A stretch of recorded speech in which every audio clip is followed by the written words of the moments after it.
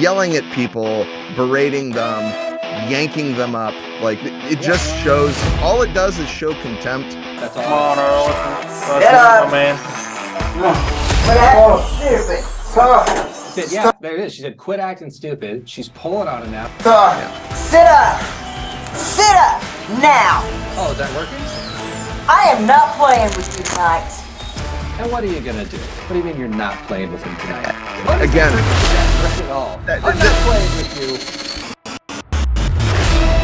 This isn't something we get to talk about a whole lot, or really ever. Now, it's not unheard of for EMS workers to be charged with crimes like negligence, but I would say this is probably the first time that first-degree murder has ever come up. Yeah, that's right. Today we're going to be talking about the first-degree murder charges that have been levied against 2 employees of LifeStar Ambulance in Illinois. Now, there's a lot of confusion over the first-degree murder charge, and while we're not going to focus on that too much in today's episode because we're not lawyers and you should not be taking legal advice from us, hell, you should barely be taking medical advice from us, we are going to briefly talk about the first-degree murder charge as it is in Illinois, because I have to admit, I had some false assumptions about what first-degree murder went, and I'm assuming that other people did as well. So I'm going to go ahead and quote the law, and this might kind of pull some things into perspective. A person who kills an individual without lawful justification commits first-degree murder if, in performing the acts which caused the death, 1, he or she intends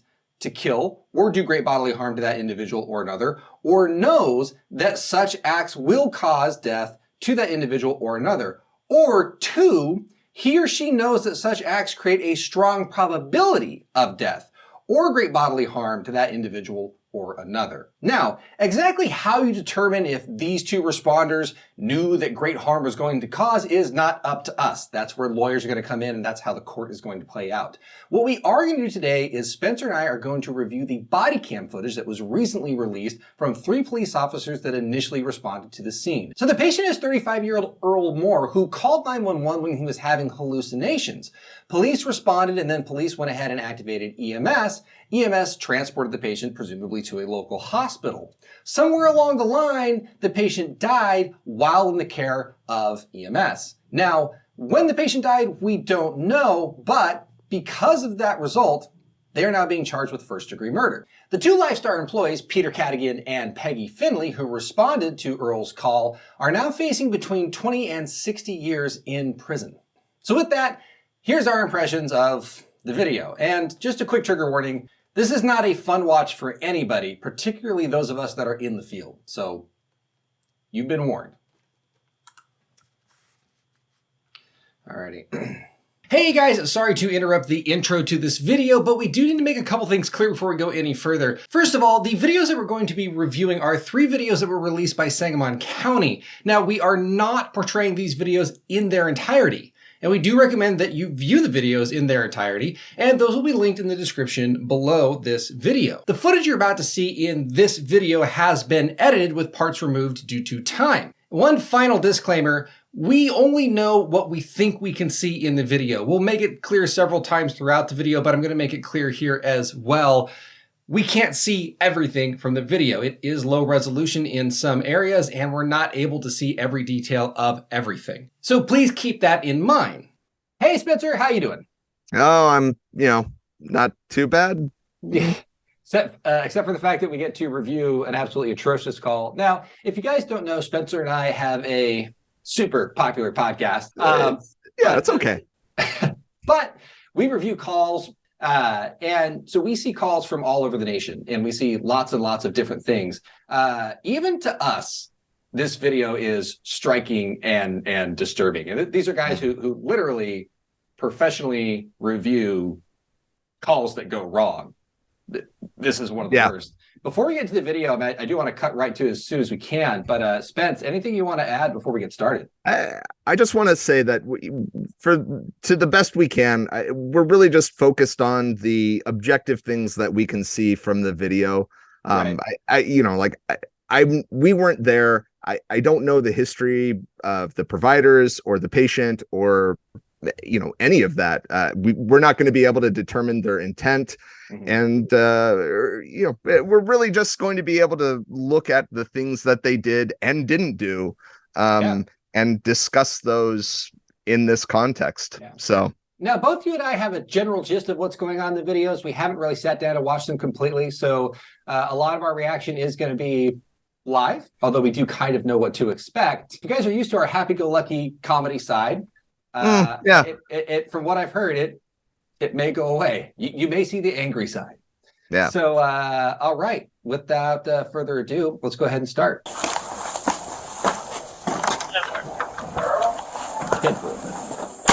I promise there's no weapons in the house. Okay. There's the patient. 48. What? 248 North 8th Street. 24. Someone get the phone.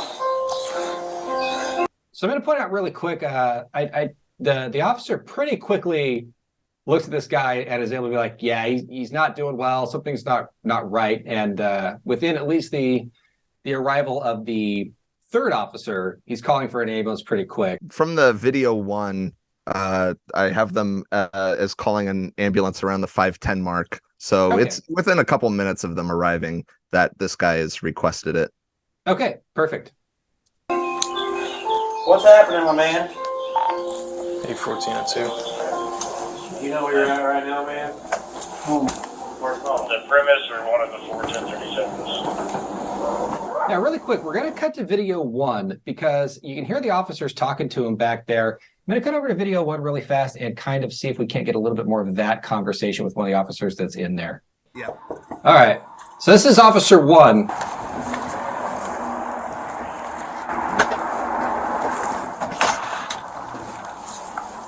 Police.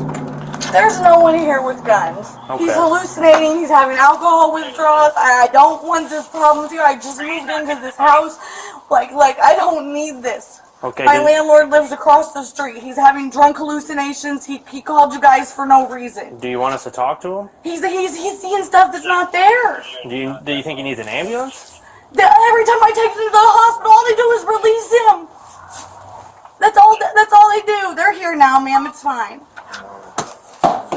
We don't know the history of, because she made the comment, like every time they take him, they just release him. Yeah. We don't know the circumstances behind that. This could be a completely different circumstance and warrant a different evaluation where 100%. that might not be the case. So, 100%. That's something to take with a grain of salt too, and not just go like, oh, well, the hospital's not going to do anything. He's having alcohol withdrawal hallucinations. He was a severe alcoholic. He hasn't had alcohol in 4 days. He's going through hallucinations from withdrawal. He's not being violent or anything? No, he's just seeing stuff that's not there and hearing voices in his head. Okay. So This is very typical for severe alcoholics who go through withdrawals. We covered this in one of our episodes. Bill and Ted's Excellent Misadventure, Yes. believe was the title, where your brain becomes very dependent on alcohol for normal functions, and it becomes incredibly excitatory would be the better word, when you are Like happy. detoxing for it's like, yeah, cool, no more alcohol. No, it causes hallucinations, seizures, shaking. Chris, you and I have responded to patients who are withdrawing, and Sure. they're talking to you and then they're talking to other people, and there's really that aren't there, and there's no cohesion between those any of it. So this all checks out with DTs. This is actually significant clinical finding that can be fatal to patients. 100%. People can die withdrawing from alcohol, circumstances. well, if you want us to come in and talk to him, we'd be more than happy. Where's he at? He's in his bedroom on the way back. You called us, my man? You need some help? Wait. Huh? You need an ambulance? North 28th, 2nd Street. All right, this is about where we were with the other video. Yeah. 248 You know where you're at right now, man? home. Where's home? The premise or one of the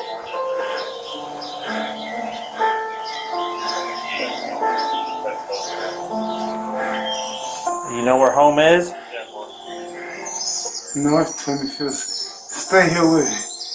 Well, we're going to stay here, but you're not on North 25th. Okay. Yeah, That's an important clinical finding. Again, there's no cogency. He's kind of quickly moving from one, like answering the question wrongly, to then making another request. As much as we have the history of recent alcohol withdrawal or recent alcohol cessation, which could be alcohol withdrawal issues, don't hone in on something like that. That's a dangerous thing to do as a responder. Start treating this like an altered mental status patient, because they are clearly altered. When we're evaluating someone who's altered, we like to see if they are alert to themselves. In other words, what's going on with you? Can you tell me? Place. So where are you? And that's what the officer asked him. Where are you? He said home. And the officer did a really good thing here that I like, that I've even seen EMTs miss. He goes, okay, but where's home? Yeah. That was great. Because a lot of people will stop at home, be like, oh yeah, he's accurate. This is home. And then the patient gave the wrong address. So he's not alert to place. So you go person, place, and then you try and do time. So try and tell me when it is. Now, we'll see if the officers go down that route. The last thing we look for is, are they alert to the event? So that's very common. Like someone gets hit in the head. Do they remember getting hit in the head? That kind of stuff. So yeah, let's see what the officers do. You know who the president is? That's kind of a time check. Yeah. A very general time check. You know what year it is, bud? That's a time check. Yeah. So Officer 3 has left the room right before they ask him where's home. Check now. And that's where we're at now. Go ahead. I'm out on 743's ticket on 11th Street. Can you start us at 52 over here, not 1018, please? Male's highly intoxicated. And he says the male's highly intoxicated, which maybe I don't recall if this third officer had gotten the history of the withdrawals yet. Yeah, I don't think so. After that, but I believe it sounds like he's calling for an ambulance, so he is using codes I'm not familiar with.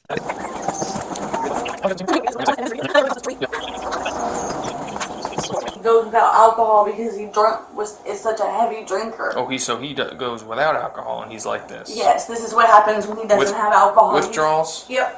I think they call it psychosis from withdrawals, from too much intake of alcohol. He goes to drink very, very heavily. He's trying to cut down that alcohol. Yeah. Yeah, I'm real bad right now.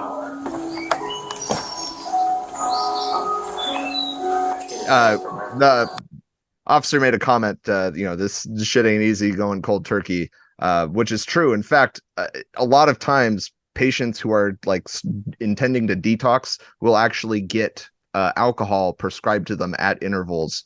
Yes. To help them go through the withdrawals. Was that the officer who was wearing the body cam, or was it one of the other? That's the officer in the room. Officer 1 had made that comment just now. Yeah. Okay. To the patient. Yes. Okay. Chris is up to speed.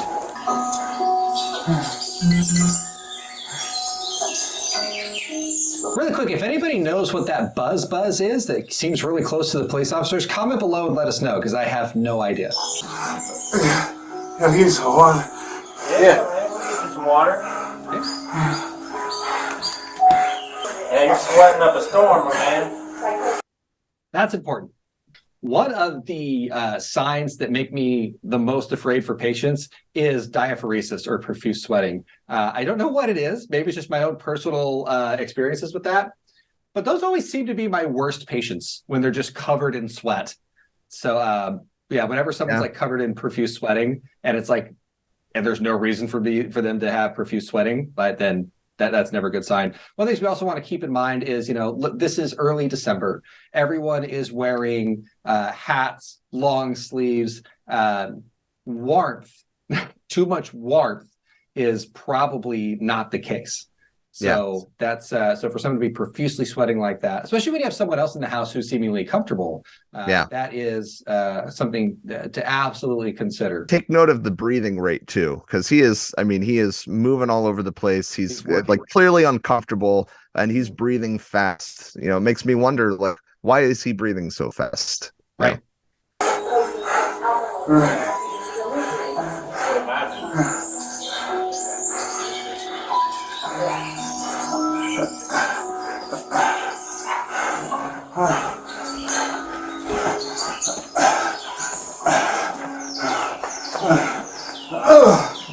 want some water? Maybe just set it down, I guess. Hello. We thought it was intoxication, but it's the opposite. He's having withdrawals from alcohol. He's psychosis. He's all over the floor and all over the bed and everything. I think he's actually seeing things too. No kits. No, yeah.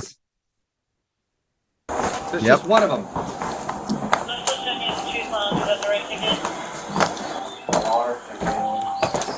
How many episodes have we done where someone didn't bring a kit? I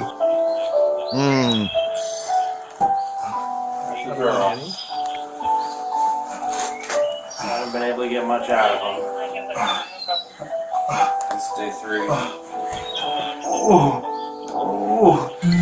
She has no gloves, so she doesn't look like she's even intending to do much. He was up on his bed and he just rolled off onto the floor after he's been slowly stripping off of his clothes.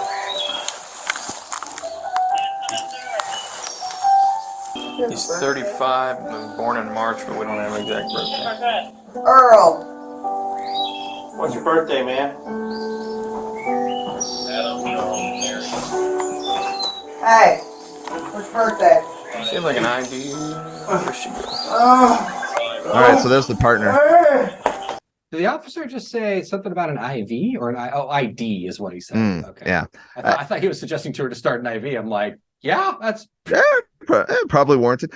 So I mean, there is a part where you walk in as a responder and you see somebody on the ground, kind of moving, moaning. They're, like the officers are like, yeah, he's seeing things, he's not there. It's okay to take a moment to kind of get report, but not a problem. Yeah, you should also plan to do an assessment of your own. Yeah. You have to do you have to do an assessment on your. What's striking to me is that she didn't bring in any kits, and it looks like there's a second EMT there. So maybe there could be some kits just outside the door. Maybe he was grabbing kits, and I just didn't see them. But she has arrived without kits and without gloves on. And they were dispatched to a highly intoxicated person. And I have seen people who are like, I'm not going to transport this, go in without the things that you would need to do your job. Which is terrible. That's a bad move. Yeah. It's a bad move. You should never assume the dispatch information is accurate. Because, assume the address is, so drive to that address. So just be like, nah, I guess it's the house next door. Never assume that dispatch clinical information is going to be accurate, because you have to remember they are getting their information from the completely untrained person on the other end of the phone, or in this case, the hallucinating untrained person on the other end of the phone. Yeah. The police get there, they can get somewhat better information, but again, they're not EMTs or paramedics. Yeah. So you're getting information from people who don't have the same skill set that you do. Yeah. And you also, in this situation, have this sort of game of telephone, because they walked in and she said, hey, he hasn't been drinking. He's detoxing. He gets this way. And the third officer, essentially, when he called for the ambulance, he said, hey, we've got a highly intoxicated person. So he caught the alcohol bit, but he missed the key part, which is this guy didn't have alcohol. And that's a perfect example. The perfect example of why you can't go off of dispatch info. Yeah. So, all right. We're acting stupid. Stop. What'd you say? You're acting stupid. Let's go back to body camera 1. It's not usually a good way to go to get people to cooperate with you. Yeah, calling them stupid. It's usually not the best route. All right, let's see. At this one, 1622 is when they come in. Okay, got it. I got her right there. Perfect. So we'll just go back to 16. We'll go right to when she starts here. All right, so this is from Officer 1. Yeah.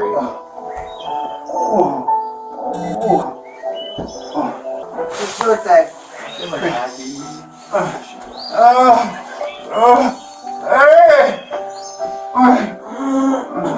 This is about all we've been able to get. Earl, sit up. Sit up. This is not necessary. No. I mean,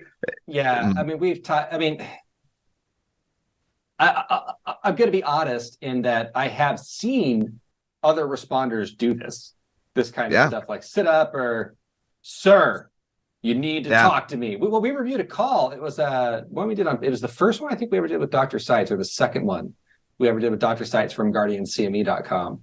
And the responders withheld pain medication from them. And it's always these weird things like, well, if you can't tell me what's wrong, I'm not giving you pain meds. Yeah. Why? And you kind of see that attitude towards patients. It's pretty rare. On the whole, we're very compassionate people. We're trained to be compassionate. Not going to pretend it hasn't happened, but I will also say these aren't usually people who last terribly long in EMS. But unfortunately, I mean, here they are. Here they are. So let's watch. There's nothing to gain from any of that. No, that just an expression of anger. That's what it is. That's all. Come on, Earl. Let's up, my man. What acting stupid? Yeah, there it is. She said, quit acting stupid. She's pulling on him now, saying, sit up. Again, she's not wearing gloves.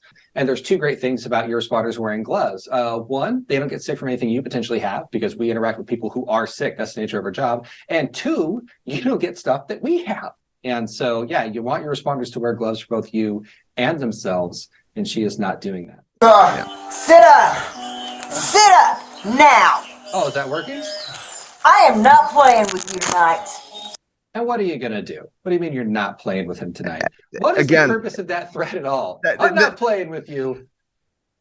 Yeah. So what are you doing? This is the absolute wrong way to, like, even if you wanted cooperation, this isn't going to get you that. Like yelling at people, berating them, yanking them up, like it just shows, all it does is show contempt. At best, it makes people shut down. And at worst, you do harm. Like this. At worst, it gets you in a fight. Yeah. I mean, here's kind of one of the things that I want to point out. So what she appears to be doing is she has appeared to categorize this whole thing, which I'm going to point out so far. I haven't finished watching this, but as of this point, she has dumped the whole thing almost entirely into a behavioral category. And she's doing that without an assessment. Now, I'm going to point out, behavioral is not off the list. But even if it was behavioral, you don't treat it this way. You do not treat behavioral emergencies this way, because like you said, you're not going to get anything. And here's a secret. Let's say it is behavioral and they are kind of faking it. You don't get a Jolly Rancher for finding out they're faking it and convincing them to go your way. You don't get in the hospital and they're like, bazinga, you get the Jolly Rancher and a Snickers bar today. You figured out they're faking. There's no reason to make yourself an adversary of your patient. Sit up. What is your birthday?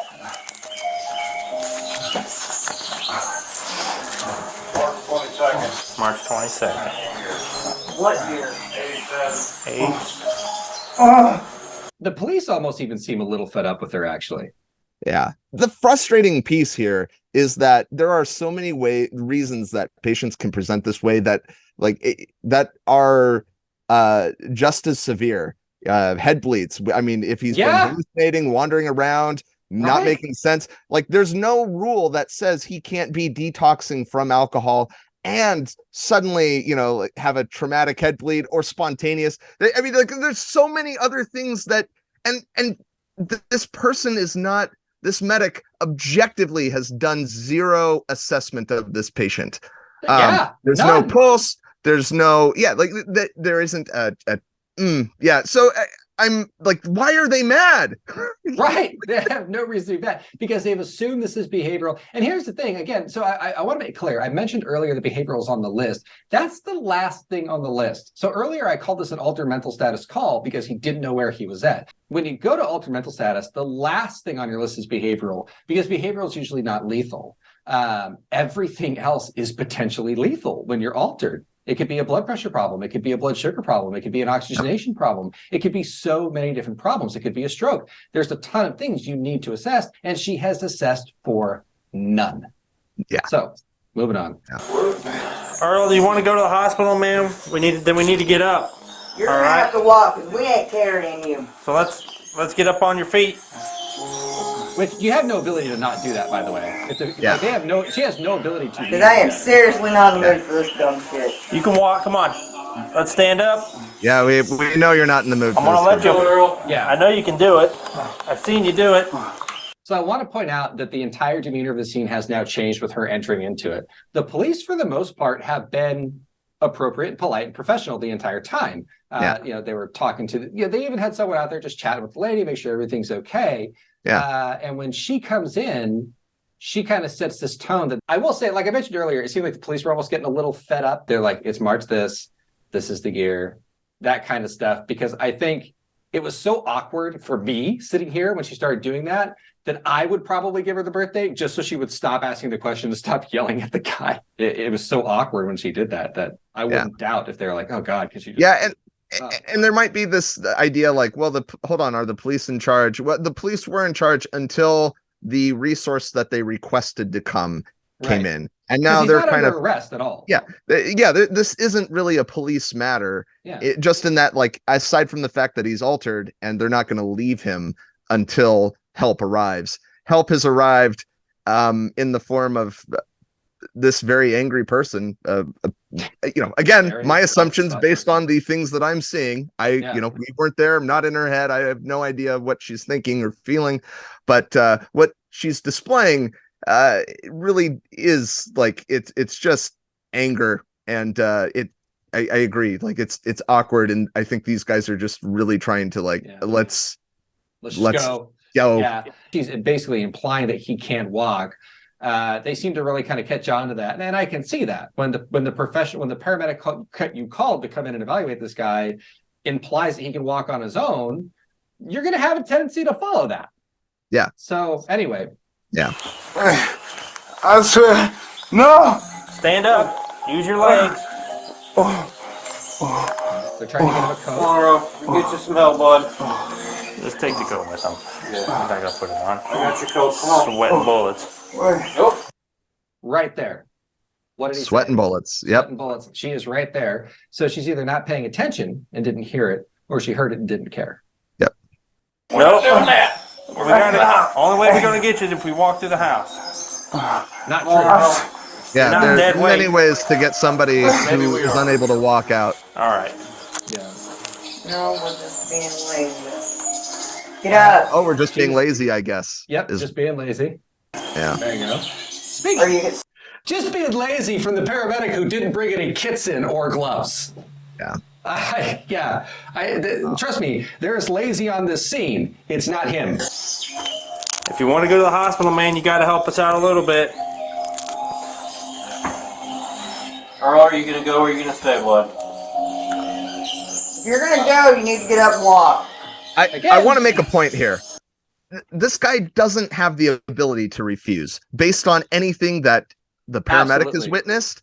And based on the hard facts that we have witnessed, where it's like, hey, where do you live? Wrong address given. No responses to other questions. There's a thing called implied consent, in which if a patient is altered, it is presumed that they would want to act in their own best interest and travel to the hospital.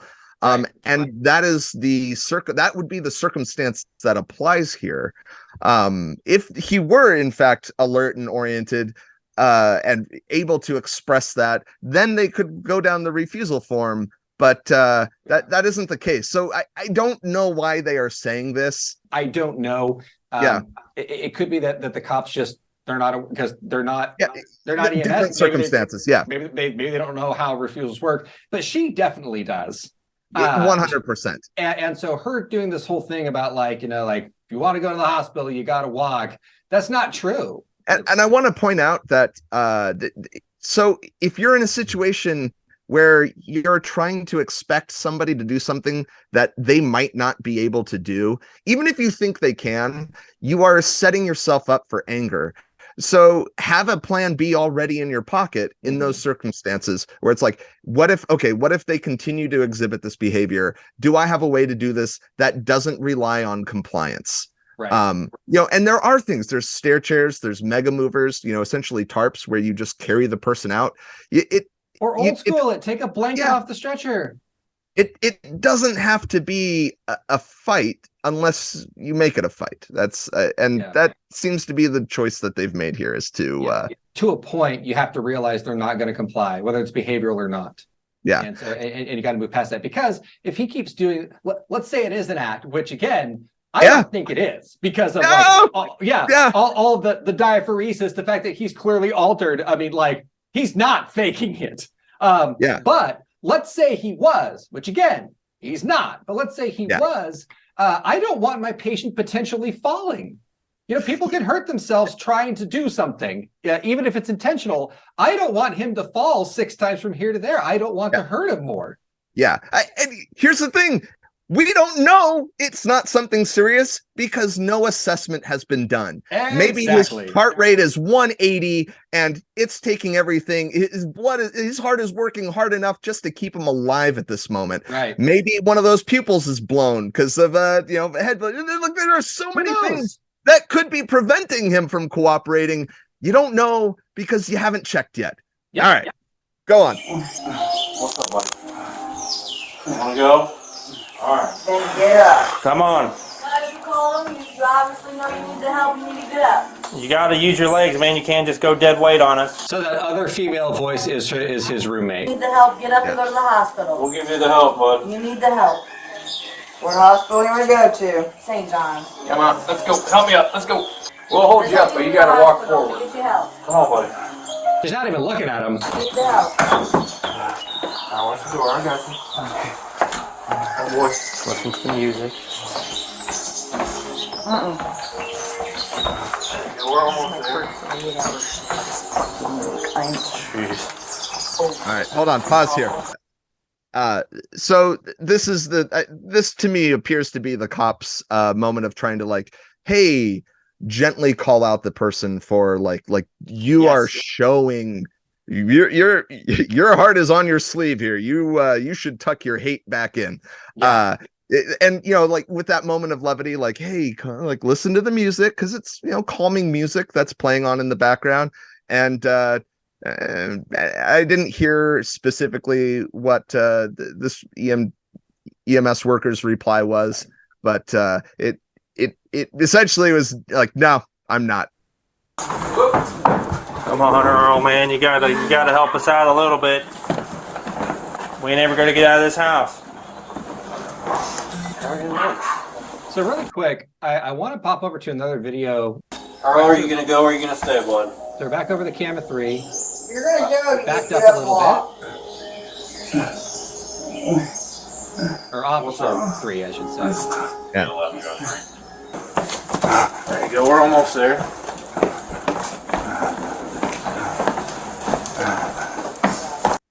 So it's difficult to tell from this angle and not knowing him and with the lighting. He looks a little bit, his lips almost appear pale to me, but I'm not sure if that's because he's sweating and so he has a shine that's going on. But he looks sick.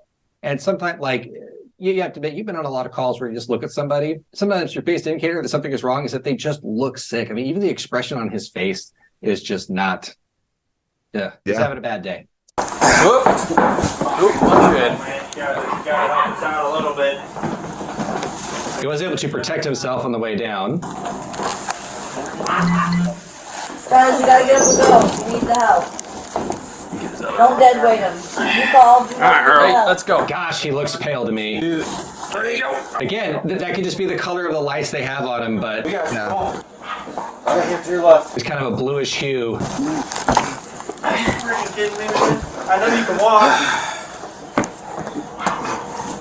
All you gotta do is get outside. There are cops We're all stop outside. bullshit. You called him. Get up and go to the hospital. Okay, that is the resident, not the paramedic saying that. Yep. Yeah, it seems like everyone in the house is kind of picked up. We're gonna leave you here, buddy. We don't want to do that, but we can't carry you all the way. Earl, get up. You called him. Okay. You need to go. Go to the hospital. The ambulance is outside waiting for you. Get up. All you gotta do is walk out that front door. And they do. Yeah, it's right outside. Wait.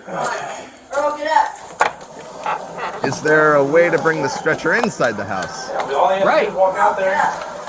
It's a tight corner, but I think I've seen worse. All right, we got another 10 feet. 10 feet, my man. Come on. We'll go on this side. We got 10 feet. We're gonna go right to the door. Bring the stretcher in. And you can lay down. All right. Yeah, don't do that. In fact, it's an easy option. You bring the stretcher in.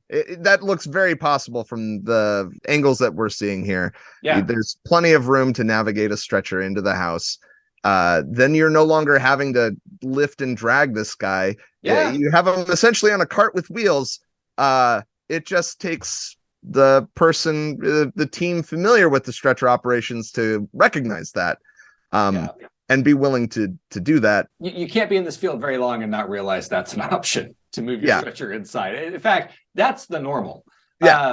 And the other thing too, like now, I mean, whenever you have a patient who's very animated, like we've seen, he just can't get comfortable.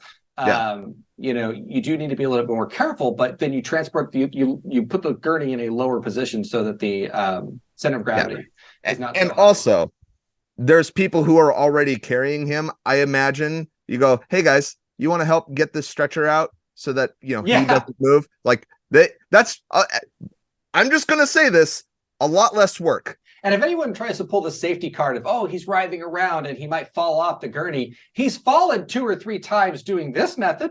All right. There you go. We're doing one swing, though. We're not going to take any more breaks. That much further to go. All right. We got you.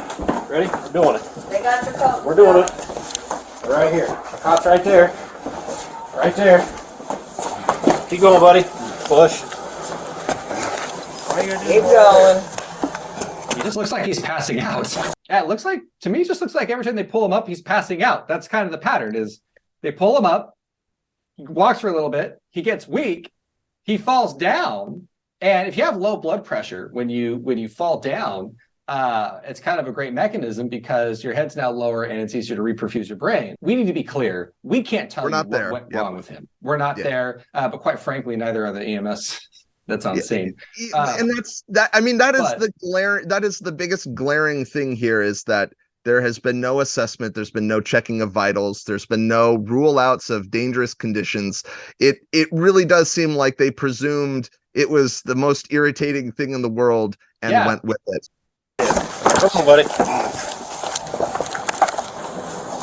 All right, let's switch back to camera 1 because my understanding is that this part specifically is a little bit better portrayed in camera 1.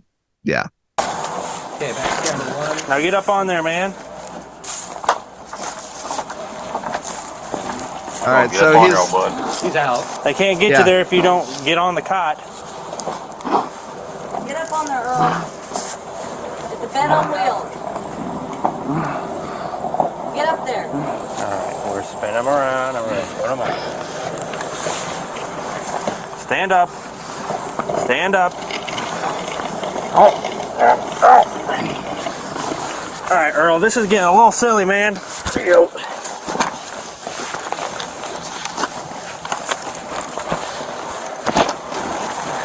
What the hell? What was that for? Can you play that part again? It jumped, and I want to see that in that specifically when they get him on the stretcher. What the EMT Watch do? your noggin. I know it's cold. All right, so they lay him down, and he's put him on the. There we go. What did that look like to you, Spence? So it jumped a little bit, but it looked like he was kind of laying on his side, and he went to readjust him in the most gruff manner possible. To me, it looks like he threw him. That's my. So let's back it up a little bit. I'm gonna try and back this up a little bit. Stand up. Actually, you know what we're gonna do? We're gonna actually have it go slow. Yeah, let's do slow motion. Playback speed. We'll do it at half speed. All right. Here we go. Okay. All right. So he's all right. So right here, he's not centered. His butt's off. But now his butt is on. So and his head is off too. His head's off a little bit to the left, but he's mostly square. And he's supported by the gurney. And so he goes to center him, and to me, it looks like he throws him. I mean, his hands kept contact with him the entire way down. And it was not a slow letdown either. No, it wasn't. It was it was a gruff movement. I don't know. To me, it looks more aggressive than like I lifted him and dropped him. To me, and I'm going to play it back slow, and we're curious what you guys think. To me, it looks like the patient was lifted and thrown into the gurney.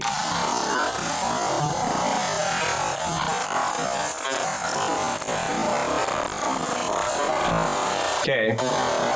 So at that point, the gurney's supporting him. Here we have this. All right, so watch. He picks the guy up. And then, see that? That's a push down. All right. Okay, you know what? You are right, Spence. I cannot prove that that is a push down, but the patient hit hard. What it says to me at its, I guess, best is it's a continuation of the lack of care and compassion that has been just present throughout the entire thing. That's what I see.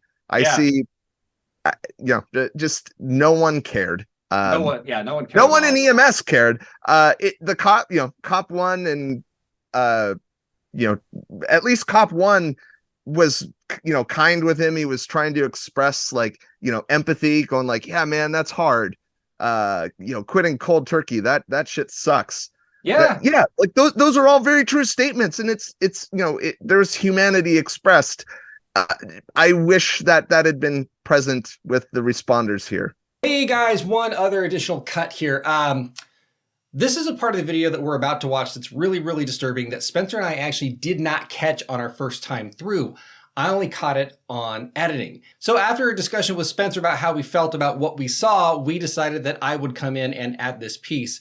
And it's really disturbing. If you remember earlier, the patient was picked up with both shoulders off the gurney and then either thrown back down or carelessly dropped back down to the gurney. But as we're looking at this particular clip right here, it actually appears that this guy had one hand on the patient's right shoulder and the other hand lifting the patient by their face. Watch where his hand is here. I don't know how else to interpret what I'm seeing on the screen. His hand is actually grabbing the patient's face, his left hand, while his right hand is on the patient's shoulder, which we see from the other angles. This is beyond deplorable. As if the behavior wasn't bad enough up to this point. This is just, there's no words for it. There are no words. There is no reason to ever do that. This is a non-violent patient who isn't moving, who is, Anyway, guys, had to add that in there. We could not let that slide by without making mention of it. We didn't see it initially, as if this whole video wasn't gut-turning enough. I saw that while editing, and my gut turned once again. It's just like being mad all over again. So, there you have it. There we go. So he is face down. That's another thing too. His face is not to either side. He is face down. He is still face down.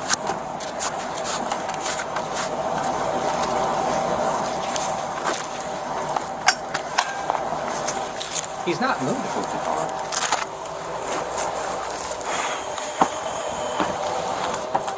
All right, we'll get him to the hospital. They'll get him to the hospital. All right, thank you.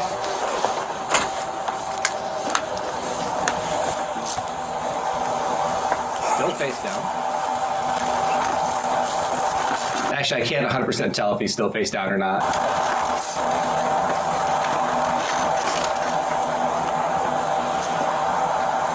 What happened there? It looks like a belt was tightened. Yeah. Apparently. Let me just grab the other video really quick, see if we can see. Get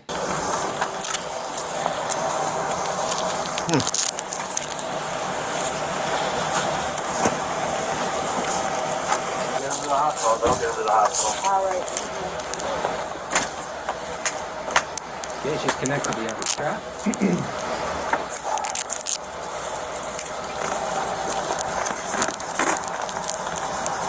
You see that? Yeah. Yep. Okay, so that is exactly what's happening. Is they're tightening down the straps. Yeah. Really, really firmly. But from the video, that sure looks like an excessive amount of force. A lot of arm movement, really, really quick. I personally, in 17 years of this career now, Spence, have never tightened a strap down like that unless I'm using it to hold in my monitor. Like I've never Not even then, actually. Yeah. So I mean, here's the question: is have you ever transported a patient prone? Where no, I can't say that I haven't, but I can say that I've transported patients in a position of comfort where their comfort was prone, but they were alert, oriented. They're just like, I want to lay on my stomach. This whole situation upsets me. All right. So here's the other concerning thing: is it looks like his face is still in the mattress.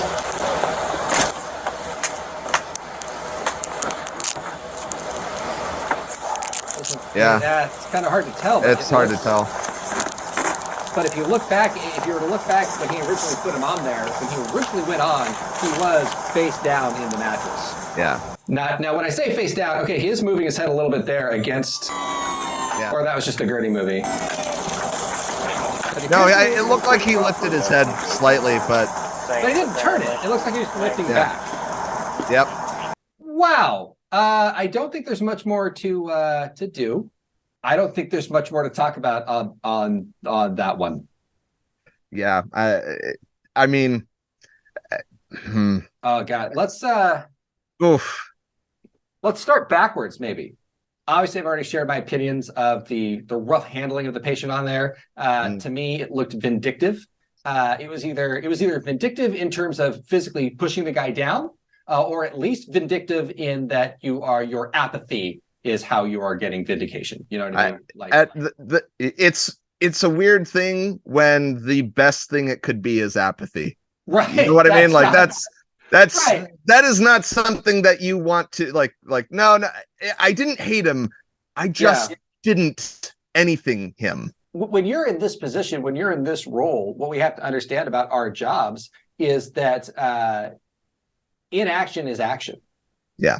That's the hard thing about our jobs. And to me, the inaction is significant. Yeah. I would really like to know what happened in the ambulance after that. I really like to know like at what point, what did the patient code? But the things that are brutally concerning is that when he gets him onto the gurney and he does that slam, at that point, to me, it's fairly clear in the video that the patient is face down. I don't mean just prone. I mean face in the mattress down.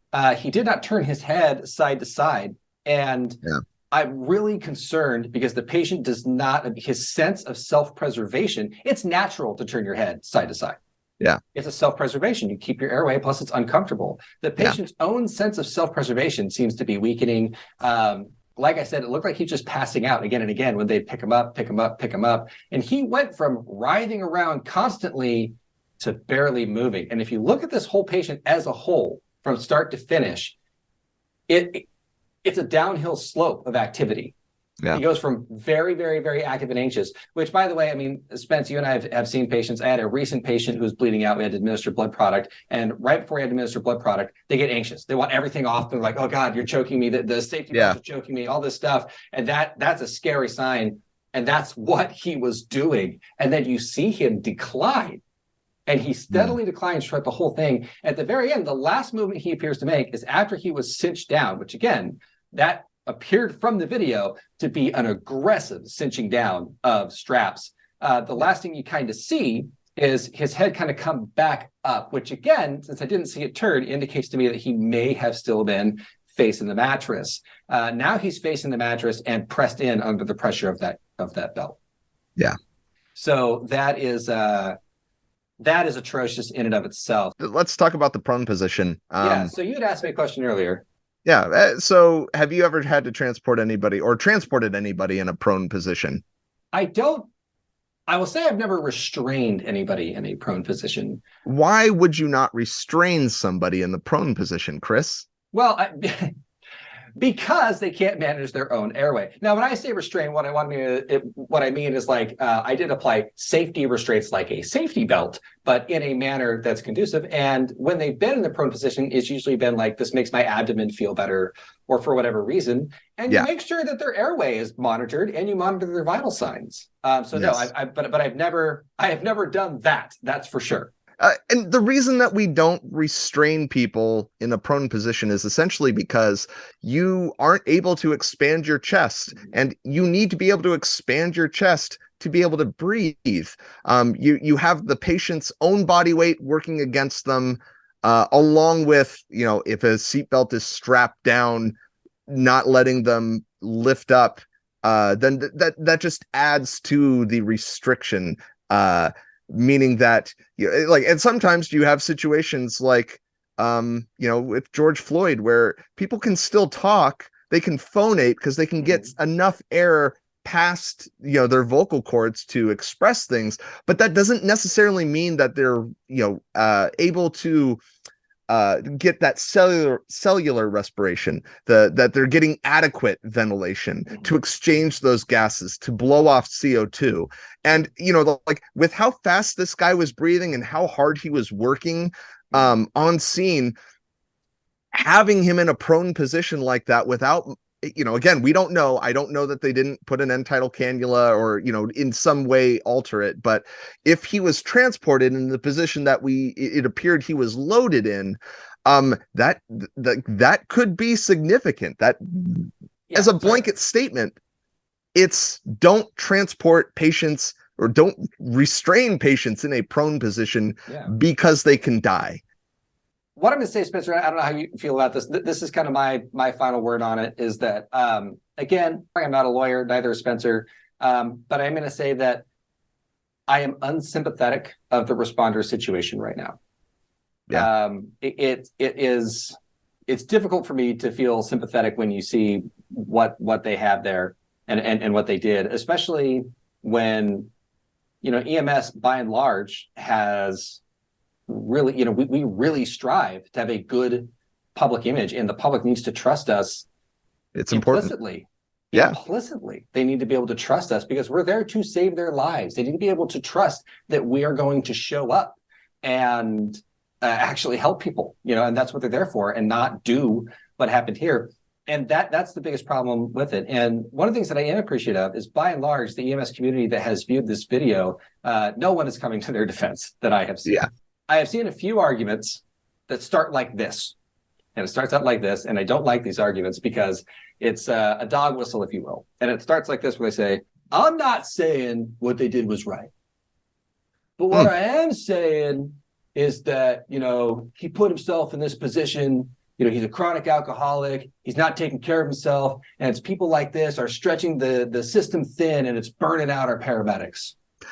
So I was expecting something along the lines of like, well, I mean, it sounds like this is a busy system, and you know what, and that's fair. There are system components that probably should be fixed 100%, but in no way excuses the behavior that happened here. It doesn't at all.